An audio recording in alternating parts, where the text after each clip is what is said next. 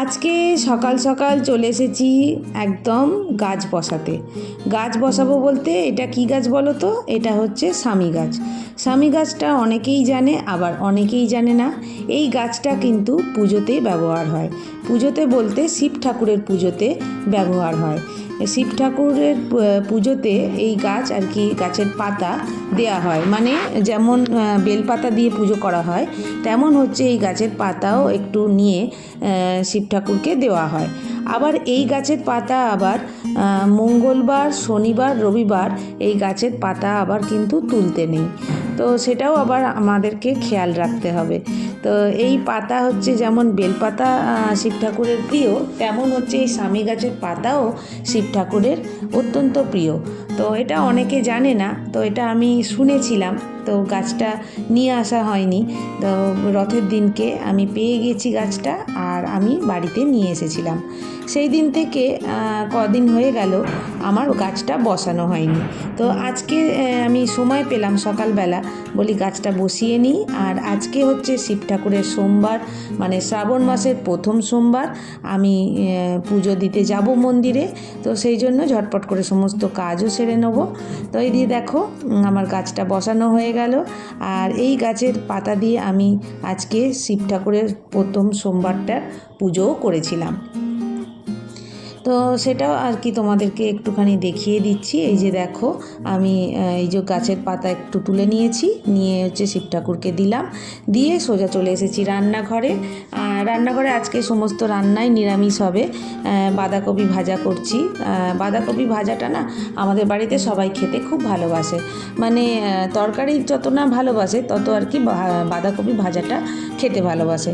তো সেই জন্য বাঁধাকপি ভাজাটা করছি। আর সেই সঙ্গে 2 রকম ভাজাও করেছিলাম, আলু ভাজা, পটল ভাজা। আর হবে হচ্ছে পোস্ত, আলু পোস্ত, মুগের ডাল, আর উচ্ছে আলুটা একটু লবণ আর ঘি দিয়ে মাখা করব, ব্যাস। এই হচ্ছে আজকে রান্না বান্না। আর এদিকে দেখো আমি হচ্ছে পোস্তটা করব বলে বসিয়েও দিয়েছি। আর ততক্ষণে অনেকটা বেশ বেলাও হয়ে গিয়েছিল, আর পুজো দেবো বলে তাড়াতাড়ি করছি। তো যাই হোক, আমি সমস্ত কি করছি না, দুপুরবেলা রান্নাটা আমি সেরে রেখেই পুজোটা দিতে যাব। তো সেই মতো আমার মোটামুটি রান্না কমপ্লিট হয়ে গেছে। এবার তোমাদেরকে দেখিয়ে দিই কী কী রান্না হয়েছে। এই যে দেখো আলু মাখা উচ্ছে দিয়ে, পোস্ত হয়েছে, বাঁধাকপি ভাজা রয়েছে, মুগের ডাল, আর হচ্ছে আলু পটল ভাজা, আর টক দই আর আম তো রয়েছে। তো তারপরে চলে গিয়েছিলাম পুজো দিতে। এটাও একটা শীতলা মায়ের মন্দির, আমাদের এখানে সব থেকে পুরনো শীতলা মায়ের মন্দির। এই মন্দিরে আর কি বাবা ভোলানাথ আছেন, ওখানেই আর কি পুজো দিচ্ছি। এখানে এই যে একটা কাকিমা পুজো দিচ্ছেন। তো সকালবেলা অনেক ভিড় ছিল, এখন সেরকম ভিড় নেই। তো ফাঁকায় ফাঁকায় বেশ ভালোভাবেই আমি পুজোটা দিয়েছিলাম। তো তোমাদের সঙ্গে পরিচয় পর্বটা এবার সেরে নিই। আমি তনিমা ডেলি লাইফে তোমাদের সবাইকে স্বাগত। আশা করি যে যেখান থেকে আমার ভিডিওটা দেখছো সবাই খুব খুব ভালো আছো, আমিও মোটামুটি আছি। তো এই যে দেখো আমার পুজো দেওয়া হয়ে গেছে। এবার আমি ঠাকুরমশাইকে বললাম আমি পুষ্পাঞ্জলি দেব। তো সেই জন্য ঠাকুরমশাই বললো ঠিক আছে পুষ্পাঞ্জলি দিয়ে নাও। আর ঘটি করে না একটু জল মন্দির থেকে নিয়ে এসেছিলাম, সেটাই আর কি তুলসী গাছের গোড়ায় দিয়ে দিলাম, কেন কি খালি ঘটি বাড়িতে আনতে নেই। তো তারপর আমি ছাদে চলে এসেছিলাম। ছাদে চলে এসেছি তার কারণ হচ্ছে দেখো আকাশ একদম কালো মেঘে ভরে গেছে।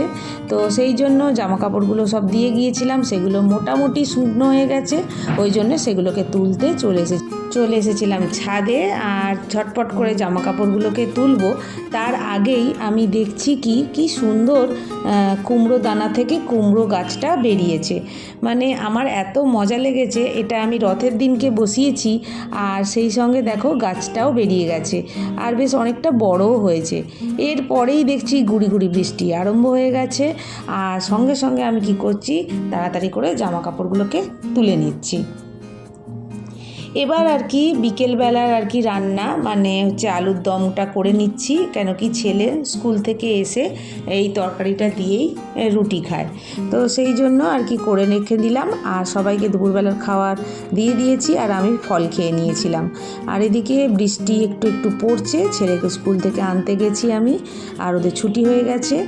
আর এবার বাড়ি এসে ওকে রুটিটা করে দিতে যাচ্ছি, ও বলল না মা আমাকে একটু পরোটা করে দাও, আমি আলুর দম দিয়ে পরোটা খাবো।